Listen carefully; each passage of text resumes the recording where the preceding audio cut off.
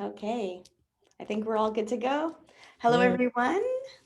I am Shelly Skinner, President at Uplift Black, and we are here doing an exclusive interview with Karen Carter, Executive Director at the MacLaren Art Centre. Welcome, Karen. Hey, hey, how are How's it going? you? Good, good. I saw your post over the weekend about your the Wintertide exhibition that you have going on right now at the center. So I Yeah. wanted to talk to you a little bit about this, introduce the community to you as the new executive director with the MacLaren Art Center, and just kind of find out a little bit about your passion for this work and tell us a little bit about, Wintertide and where it all came about. Thank you so much for taking the time and for giving me the opportunity. It would have been nice to have done this in person and to meet some Black community folks and folks that are allies supporting the work that Uplift Black's doing. But, for now, we continue with the virtual. So thanks for taking the time. As you mentioned, I'm new in Barrie, came to this job as of January 4th officially. So there are some people who are kind of like, how is this happening so soon after my starting? But I had been up here from December. So I moved in December and just started looking around and just thinking about winters as Canadians, period, the need for light, and just as the contrast of what it means symbolically to do things with light during difficult times, and then literally just in the darkness of winter, just that the days are shorter and all that plays on your mental health, as we know. So we were lucky. I was lucky that the team was up for experimenting. I've been saying to the staff here that one of the things that's a gift of COVID for arts organizations is the usual rules are out the window.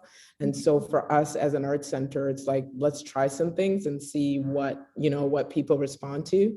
I had seen the video for Taran Luck's India vignettes just online at LinkedIn, and was really charmed by the work and thought, okay, that would be great because of the size of the South Asian student population up here at Georgian College. And then the other works came from staff input. Our member of our team, Tyler, is the lead on MacLaren Offsite, which is the umbrella under which some of this public programming will live. And then a lot of you know Emily, who is our senior curator and associate director, and she made recommendations as well. So it really was a team effort to pull something together and experiment a bit. The post you mentioned was me kind of considering what this process meant to me. And I think if you jump to the next image, you'll see it's of a African Canadian soldier who's a World War I veteran, I believe. And I think this is a photo of him in his service uniform, and it came from research that led us to the Simcoe archives files, archival photography. But the research actually started, which was the reference in my post, with a bit of kindness from local community folks. A lot of you know Jamie Massey by name as a business leader, and probably know about his time as the honorary colonel for Base Borden. And although he stepped down, I was introduced to him early on by one of my board members, Gilbert Paquette. Board members introducing me to people who they think are important people to know in the community as leaders. And it turned out we connected on the kind of history level with respect to me being curious, although he didn't know it, curious and interested, and frankly looking for a bit of an anchor around Black community history in the region. And it came through this portal of the military history. So I think you and others had told me, I mean, I've had conversations with you and Janie Cooper Wilson about the importance of the War of 1812 settlement that is Oro County, and the history, the historic church. But sometimes the sense of place doesn't necessarily come to you until you have faces and names to go with it, and then it seems real. So I think the history buff in me really felt a bit of, it felt like my sail had found an anchor, or my ship had found an anchor, my boat had found an anchor when I found some of these faces. So Jamie made the introduction to Jennifer Armstrong, who's the current honorary colonel for Base Borden. And then the curator for the museum, Andrew Gregory, and I were also introduced, and we, as the curator, history, professional people, kind of went down this portal of looking around. And this image in particular came from one of my staff, Christina, who's our education officer at the MacLaren, who reached out to Simcoe County. So we found some things from the National Archive, this image and a couple of others from Simcoe County. And essentially now there's this toolkit of gems that we didn't show all of them right away, but they all speak to the presence, foundational presence of Blacks in this region, and also foundational presence of their contributions to this country. And I think for me, that was a bit of a saving grace for me at a time when, again, I don't really know folks up here, and finding a sense of place and finding a sense of where Black folks contributed helped me to find a sense of that community by finding this history. So it's sentimental when I look at the images. It was sentimental when I wrote that post because it gave me a sense of place. So I'm grateful for the kindness of the introductions that Jamie made and the interest in the research and the history that we all kind of did together. And I'm always going to remember this exhibition in a fond place for this reason. And I mean, look at this brother. He's also just he's also just handsome. So very handsome. There's all kinds of stories that are rolling through your head, like who was his family like? He's just beautiful. I mean, I know right now. What was his experience like as a Black soldier? Yeah. You know, and the stories just, you know, it's so true that you speak about the sense of community and finding a sense of place. I mean, that was my experience when I moved to Simcoe County back in 2012. Like, you know, just needing to find some representation that I belonged here. And yeah, so this is, and part of the work that we're doing with Uplift Black is to pull these stories out and share them with the community, and let them also share in you know, the joy of recognizing the history of the Black contributions to our communities.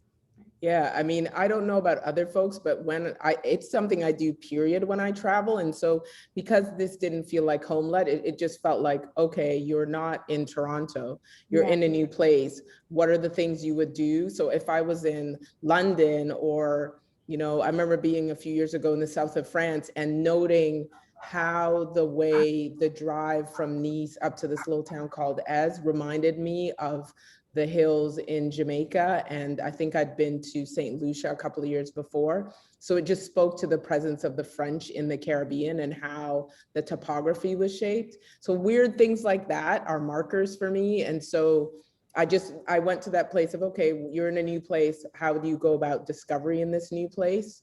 And this research in finding people really, as you say, helps with an anchor. And I think, as you said, it also just, I think for us as Canadians, too often our identities are constructed in otherness about us just getting here in post-war Canada. So when you're looking at this history, which goes way deeper, that anchor for me is also this eureka moment of now at the MacLaren, when I come to the work that we do, it's like, how do you pull some of these stories in to, as you say, give life to not only the things that I feel a responsibility as a woman of African Canadian descent walking through the world in this skin, but also just as the opportunity to illuminate these stories for others to benefit from knowing them.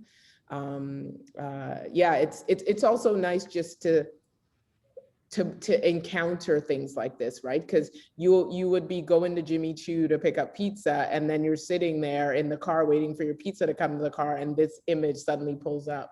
I love the idea of the way the work is being presented. We're really lucky that Taran Lak, who's the animator for the India vignettes you're seeing there on the right, Angela Adju, who's the artist whose work is in the middle there at the top.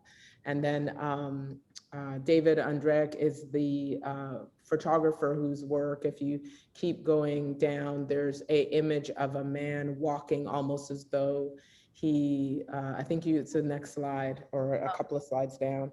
There's an image of a man walking. He looks, oh, so this is Jamaican Canadian artist, Crystal Ball. Look at that. Don't we all need a hug right now? I told you that I saw this particular one and my heart just stopped. Yeah. And it just, yes, absolutely. I think in a time where we're all wearing masks and trying to be 6 feet apart, this in particular right now, this image really spoke to me. Yeah, and it's a gorgeous one. And you're right, it literally felt like it was an essential image that had to be included. She's included in the next big show that's at the MacLaren, is a Caribbean art show that's come out of work that I had done in 2020, launching a Caribbean art fair with some colleagues. So she's one of the artists, Jamaican Canadian, that is included. But yeah, it glows in a way as well that the light that comes off of the image because of how bright it is spectacular. It's beautiful.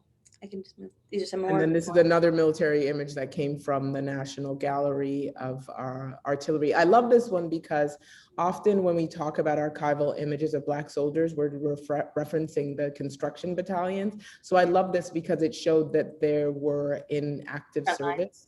Yeah, and actually they're involved in dealing with artillery, said something about their presence as full active soldiers, which I love this image for, and this one's from the National Gallery.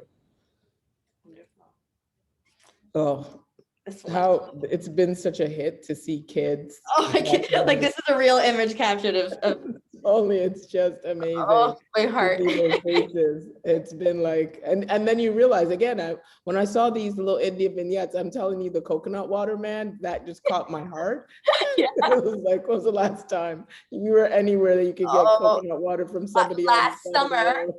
I was last summer in Kensington Market at Maracas, the restaurant. It's the Trinidadian place. Which didn't make it past COVID. It's actually no longer. So I was able to they actually took a coconut and opened it right. And chopped it up. Yeah. And I'm hoping he pops up again just for the summer, because it is hard in the winter in the market anyway, but I'm hoping he pops up again in the summer because I heard great things about the food. Yeah, I never got there. So there you go. I was sitting in isolation in the backyard and a band in Toronto. Yeah, but this warms my heart. And every time I go out and see at night, I always see parents stopping with kids and the kids kind of not wanting to leave. This image is like watching this huge screen on the street. And this was an accident. I honestly can say we weren't programming this thinking specifically about children, but it's amazing to see how it's resonated with kids. Absolutely. And this is the artist talk that's coming up on the 25th. Taran is animator with Pixar. So, I mean, he's playing at the elite levels of animation. And if you have not, you should watch because it will warm your heart. Soul, which is, I think Jamie Foxx was the lead character. I can't remember the African-American actor that was the lead, but it's a really, really great movie. And he was one of the animators on that, and I believe it won a Golden Globe. And I think it's up for Oscars. Anyways, we were very congratulatory to him for the Golden Globe win, and then he was like, "There's 700 of us on the team," so it was kind of like, that's incredible. Wow, 700 of them, and then we're really happy that Alana Trifacante, who is at Gallery 44 and worked on an exhibition around comics. And for me, as we know, like comics is kind of like the flat, whereas animation is the moving image. And so we thought it was a good pairing for her as the curator to do the talk with Taran. And then we were lucky to have Salaja and Dipali, who are as South Asian curators, PhD carrying professionals that kind of will bring an extra bit to the conversations. But we've left it pretty low key. I don't know about you guys, but it feels like Zoom is so associated with work that if I'm going to do something like this, you want it to be fun. Yes. You want people to, get a libation, whatever your pleasure is, if it's wine, if it's a little something stronger, if it's just a cup of juice or a tea, whatever makes you happy, and just like come hang out and listen to the artists talk. And then these guests kind of jump in and just make observations on what they see. So we've kept it pretty relaxed, but we're also happy because they're both heavyweights in the industry, and the fact that they came out to hang out with us is really nice. Wonderful. Tell me a little bit about the importance of accessible art. In this time, This it's time. paramount in my mind. I won't lie to you. I mean, I'm public community centered in the way I approach my professional practice anyway.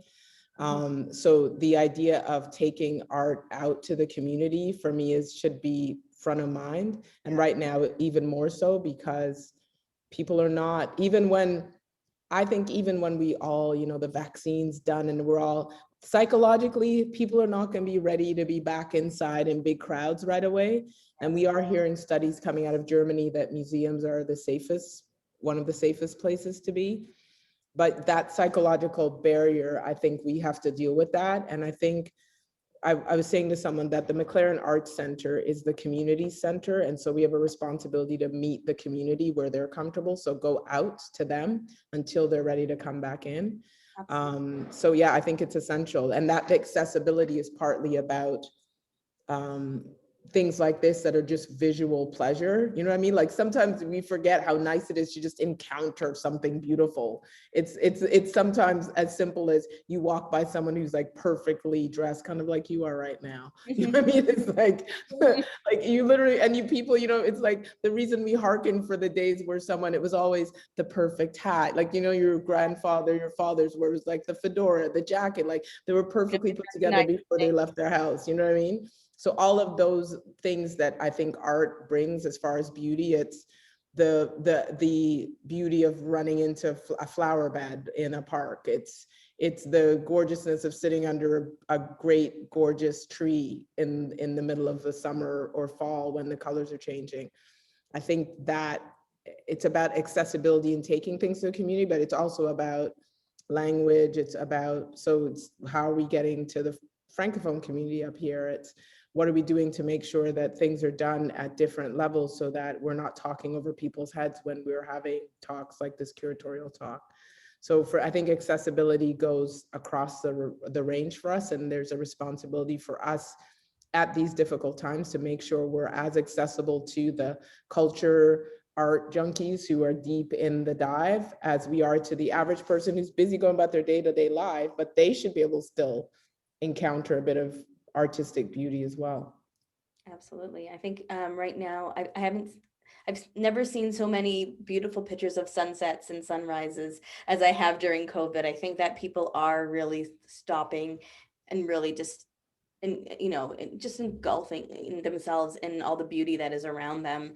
And this is a beautiful way to bring that to the community, with just being able to walk down the street or drive by and view these incredible images. Thank you so Yeah, much. the drive-by was important for us. I was really happy to hear people say, oh, I'm going to drive by, because I thought, again, if you're not comfortable, like you shouldn't have to feel like you have to get out of your car. You should literally be, I was saying to people, you should maybe pick up some food, sit in the car with the kids, and take a look at something nice. And then, but you've had an outing, right? And maybe you'll turn the windows down, but you don't feel like you want to get out of your car. So we're happy that it's been accessible in that way for folks.